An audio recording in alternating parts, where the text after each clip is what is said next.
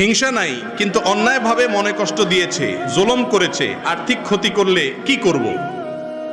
কেউ যদি আপনার প্রতি অন্যায়ভাবে জুলুম করে, আর্থিক ক্ষতি করে, আপনাকে কষ্ট দেয়, অবশ্যই আপনার তার প্রতি কষ্ট থাকবে, থাকাটাই স্বাভাবিক। এটাতে কোনো অসুবিধা গুনাহ নাই, এটা মানুষের নিয়ন্ত্রণের বাইরে, এটা প্রাকৃতিক কোনো কিছুকে আল্লাহ তাআলা নিষেধ করেন না।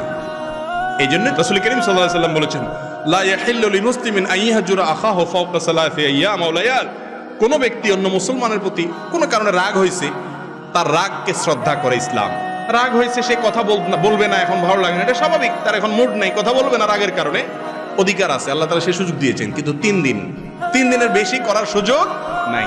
তার মানে আপনার স্বকীয় যে কষ্ট, সেটাকেও ইসলাম হজম করে, এলাও করে, ঠিক আছে, আপনি রাগ করতে পারেন। তো কেউ যদি আপনার প্রতি জুলুম করে, আপনার রাগ হতে পারে, আপনার কষ্ট হতে পারে, এটাতে কোনো অসুবিধা নেই। কিন্তু তাই বলে তার ক্ষতির আশা আপনি করবেন? আপনি আল্লাহর কাছে বলবেন, আল্লাহ সম্ভব হলে তাকে মাফ করে দিবেন, সেটা হবে সবচেয়ে মহৎ গুণ। আল্লাহ তাআলা কোরআনে কারিমে বলেছেন যে যদি কেউ মাফ করে দেও, আনতা আফু, আর যদি মাফ করে দাও তাহলে সেটা তোমাদের জন্য ভালো। আর যদি মাফ না করেন তাহলে আল্লাহর উপরে হাওলা করেন, আল্লাহ তুমি বিচার করি।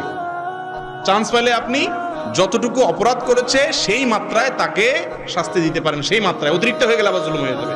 কিন্তু তার কোনো ক্ষতিতে আপনার খুশি হওয়া জায়েজ নাই, ওটা হিংসার মধ্যে পড়বে। যদি আল্লাহ মাফ করুক, তার কল্যাণ দেখলেই আপনার খারাপ লাগে।